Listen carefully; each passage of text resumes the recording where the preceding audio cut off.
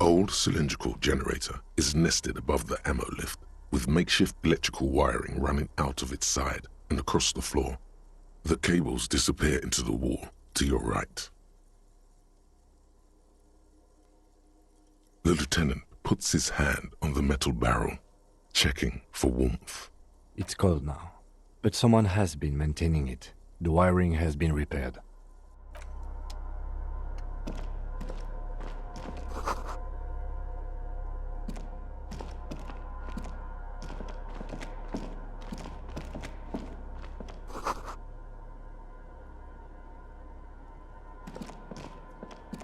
Books and magazines lie scattered on the floor and on a makeshift cupboard. They are not particularly well organized. Most are soft covers, serialized fantastique and detective stories from the 20s and 30s. This disparate digest includes the classic Animal Adventures, popular depictions of man versus nature by amateur naturalists T&T Harpin, husband and wife, widely read by people from all walks of life. Who doesn't like nature? Who doesn't want to survive? Among what is mostly commercial fiction and serialized stories, you find a magazine cathodique for electrical engineering. Then it's back to pulp, light erotica, an international thriller about circuit benders. Someone's made themselves a home.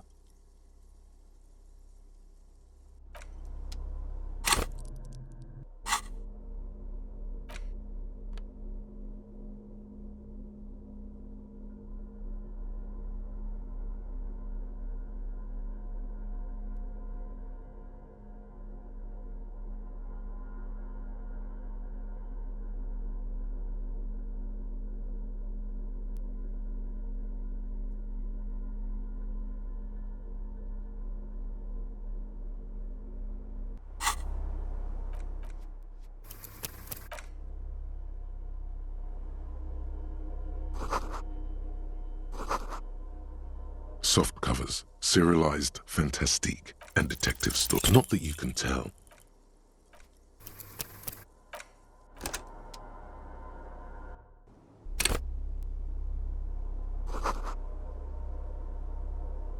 Soft covers, serialized fantastique. Oh yes, under the bed, there is a rather extensive collection of critical theory, that is, dour, life non-affirming left-wing literature, published by small imprints such as Abattoir Firm and Ouzia. It's not exactly like reading. Ouzia. I agree. Humanitarian sciences. It stands out. Not a lot of critical theory around in Ravachol West. Your incendiary remark has failed to provoke him. Wasn't there some in the communist student's room? Well, yes. That one student did. The little books seem inconsequential next to the big pile of frivolous entertainment covering them. Whoever has lived here, they have some education and a certain set of interests. Interesting.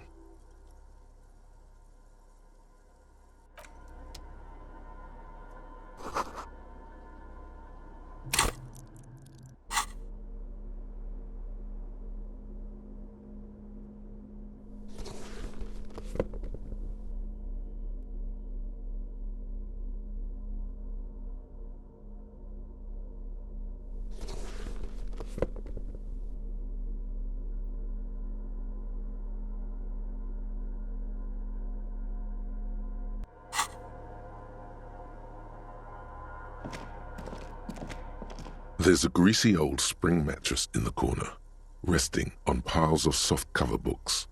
White linen and a pillow are visible under a worn-out caracal blanket. Someone has been squatting here. The linen is fresh, recently washed. A flash of pain interrupts you, making you wince instead of letting the words out. You know, officer, you can rest here if you are feeling tired. I will keep watch. You could use some rest for what's ahead. You face the concrete wall. There's less light there, in the dark corner. Like a dog, you lie there. The blanket feels cold. The entire room does. concrete and cold. Minutes pass. Half an hour maybe. The sounds of the sea beyond grow distant. Your eyelids close until you feel yourself standing up in the darkness, right next to the mattress. Slowly, the world begins to hatch from the blackness. It's evening. Sleep.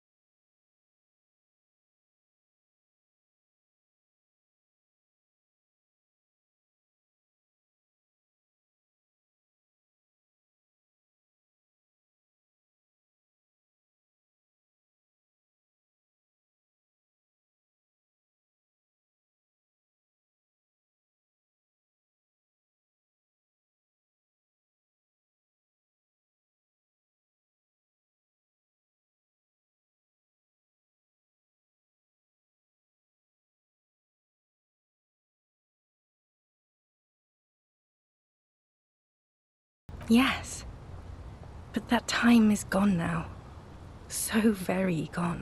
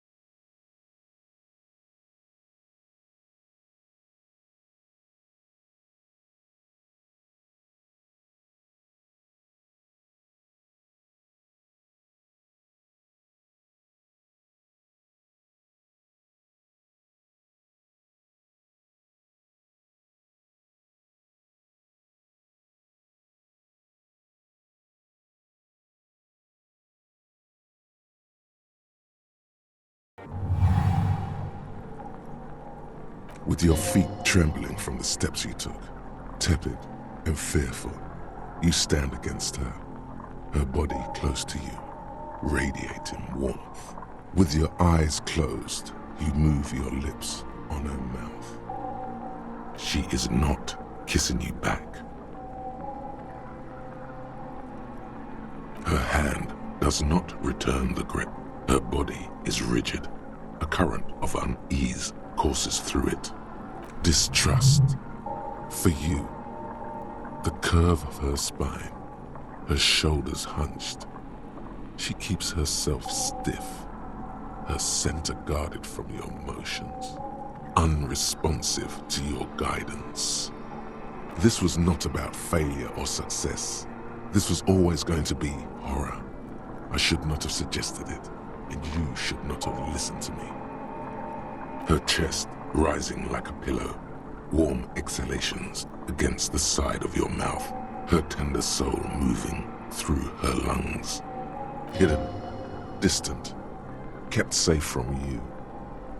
Feels like soft fuzz, a bird covered in down feathers, brushing against your broken capillaries.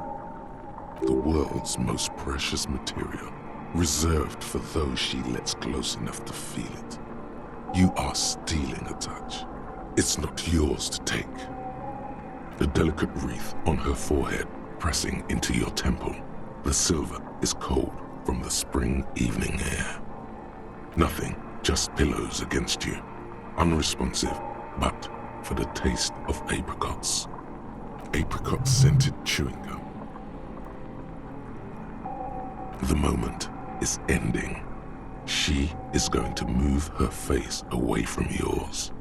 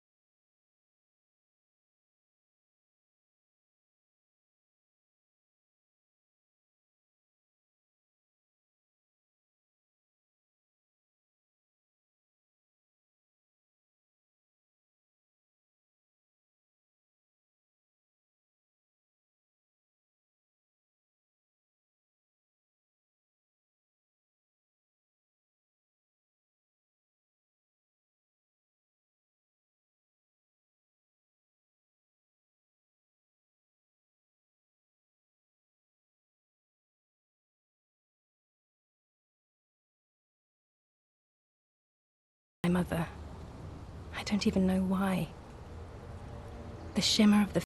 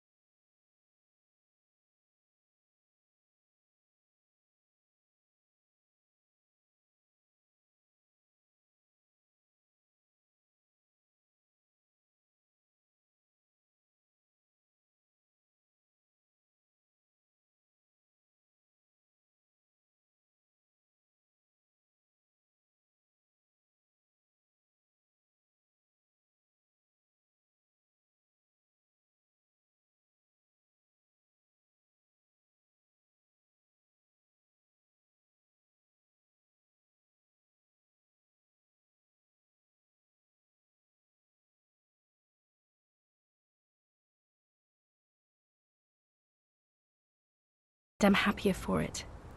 And I'm really going now. The time is up.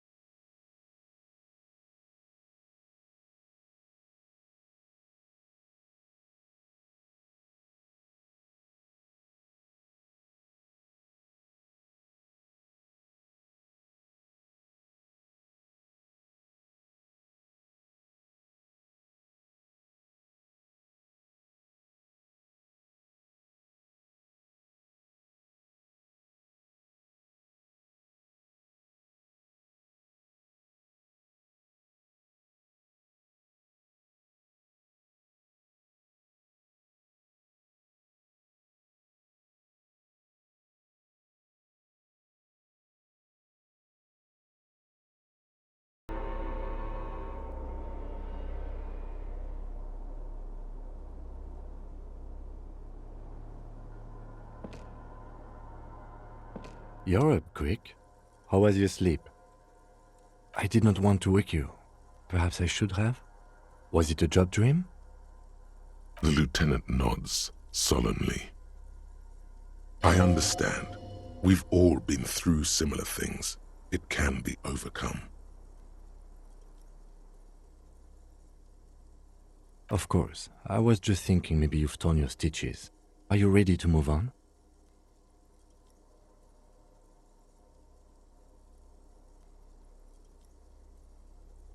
Okay. He's still worried. You must have really thrashed and squealed in your sleep.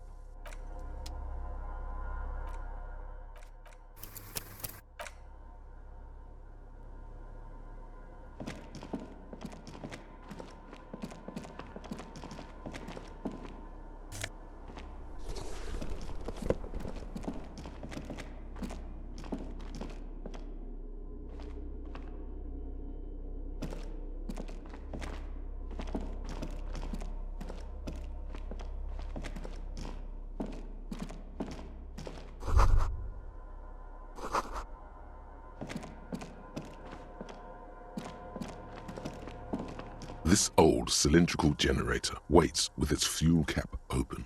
Makeshift electrical wiring runs out of its side and across the floor. Downstairs, somewhere? Liquid carbon. I would imagine it takes mazout. The kind that's favored by vagrants and fuel thieves. It's been a long winter, long and cold. If anyone stayed here, they'd need a generator. A hollow ring, the canister is empty. Dust falls from the generator and down into the ammo lift. I don't know. I'm not a philosopher. That is his idea of a joke. Someone with basic electrical skills has restored it in order to keep the room warm. Maybe it's the fire guy. The wind outside picks up suddenly, with a faint howl. Inside, it's warm.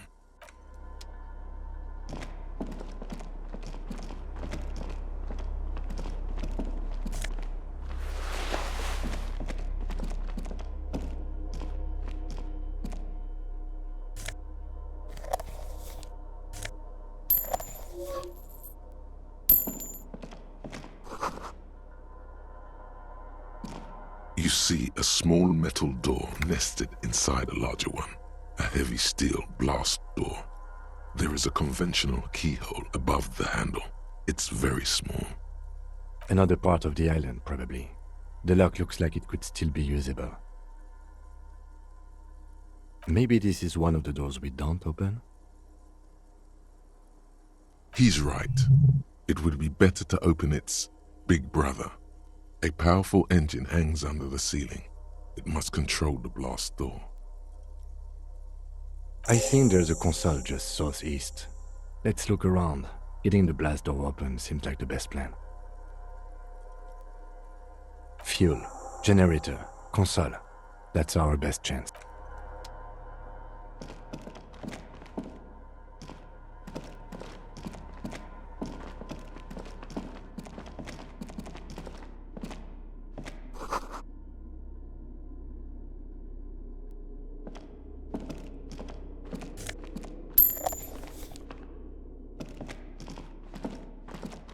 Green paint flecks off the monoblock aluminium cabinet. There are rows of switches on the front panel, a frequency band, and even a keyboard. The keys rattle like teeth. This keyboard hasn't been functional in decades. The console of an antique computation device. The generator upstairs, with wires coming out, they terminate here. Possibly. Urgence, ouvert, allumé, radiodiffusé. It sounds like this device was used to control the electronics here. Maybe it still does. This device was used to control the electronics in the room. It could open doors, control lights, function as a radio computer.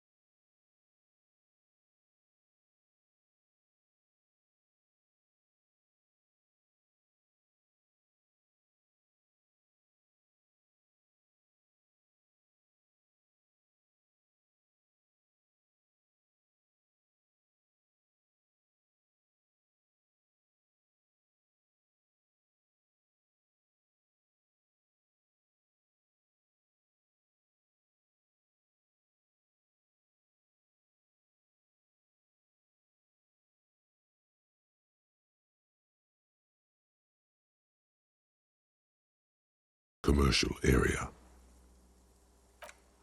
The box-shaped silhouette of the whirling in rags. Its sloped roof, a tiny fleck of light catches your eye on the rooftop, sunlight reflecting off the upstairs window of Clausia's room.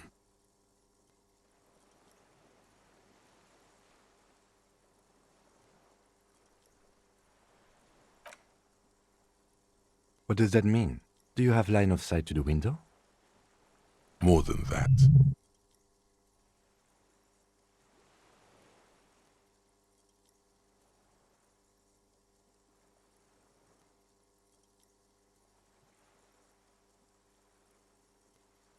A pair of binoculars? Or a scope of a rifle? You'd be prone, lying on a mattress, barrel resting on the embrasure. Cheek against a cheek rest, hand on the hair trigger, on a calm day like this. Good. I think we have it, Detective. The origin of the shot. This is the sniper's nest. Affirmative. It's only moderately effective cop work until we have the weapon. It will not be, how do you say it, booyah, until we have that. Where? He does not answer, just nods. With his back hunched, he looks around once more and says, We should move now.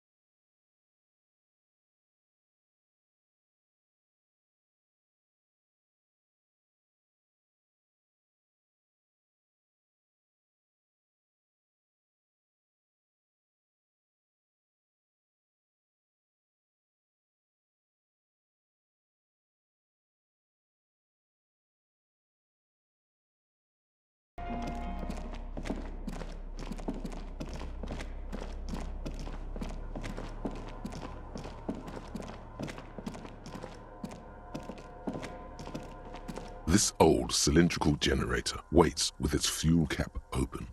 Makeshift electrical wiring runs out of its side and across the floor. The lieutenant assists you, holding the canister up to the fuel tank as you tilt.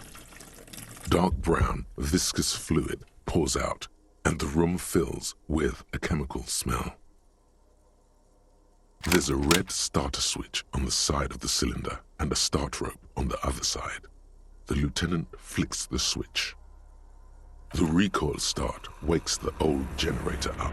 The machine sputters like an old warhorse before settling down to a rattle. That should do it.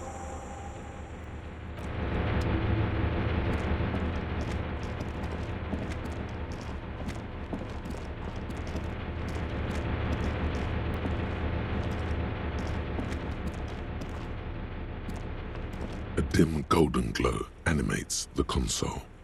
Faint, like a ghost light. Urgence ouvert. Reads one dial key. It's on. Turn. Automatic boot. The blast door opens with a series of clicks. A shaft of light appears, then widens as the light shines in.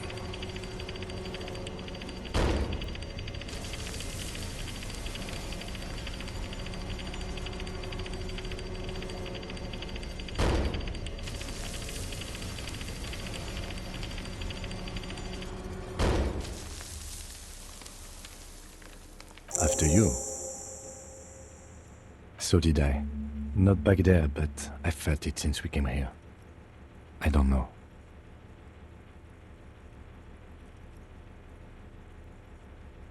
Don't worry. I have a gun. I know. It was not easy to acquire.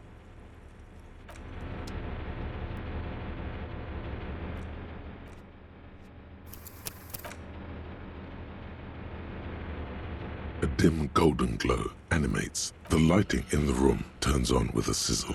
The dial slides under the dusty glass, dark and silent, despite the power being on. You make out defunct stations on the UKV frequency. The words, failed insular, are written on the band. Insular. This is an off-air radio computer, I believe, used for military communications. It's an air-gapped system, an off-air military model. Its circuits are nearly impossible to bend, i.e., it cannot be remote controlled.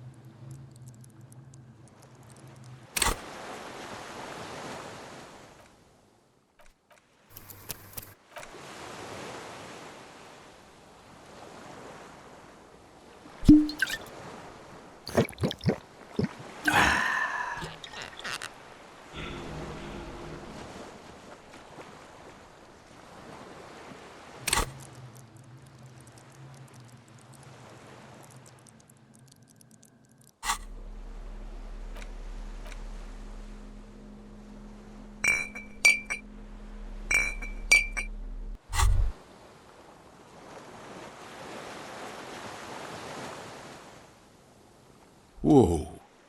In your hand, Pyrrolidon, the double rainbow of synthetic hallucinogens, rare and gritty, a product of the age of atomic power. What a funny little cap. Don't let the scary medical warnings throw you off. It's an inadequate antidote to radiation poisoning, but a potent antidote to boredom.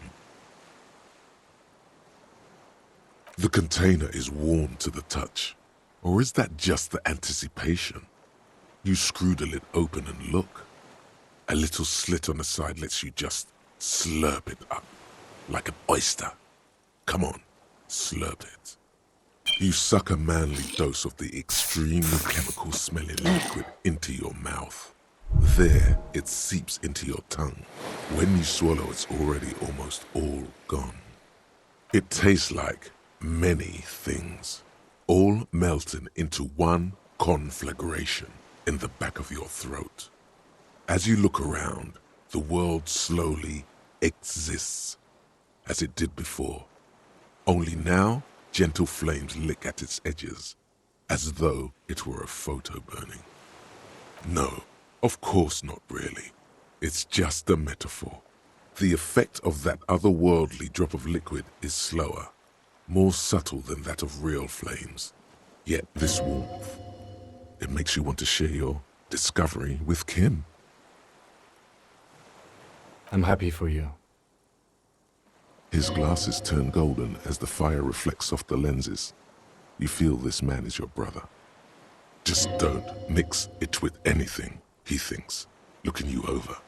Thankfully, his sense of balance seems okay. Whatever, I'm not getting involved. Wow, Kim's badass. Or he's had a druggy partner. Whoa, that's probably it. He's seen it before. Look at all these guys go off like fireworks as information pours into you about the lieutenant's simple remark. I'm happy for you. This stuff is great. Why not? This government-developed substance seems very non-intrusive. You could even operate heavy machinery. Fire machinery. Please don't actually operate any fire machines. Already you can tell you're going to be slurping a lot more pyrrolidon. This stuff is going to give you insight into that little flickering light hidden in all human beings.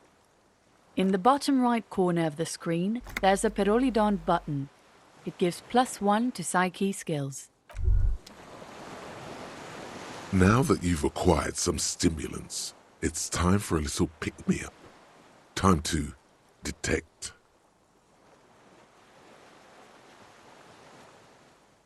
You raise the bottle, close a nostril, and inhale furiously. The rush is almost immediate. It tastes bitter and caustic and stings a bit inside your nose.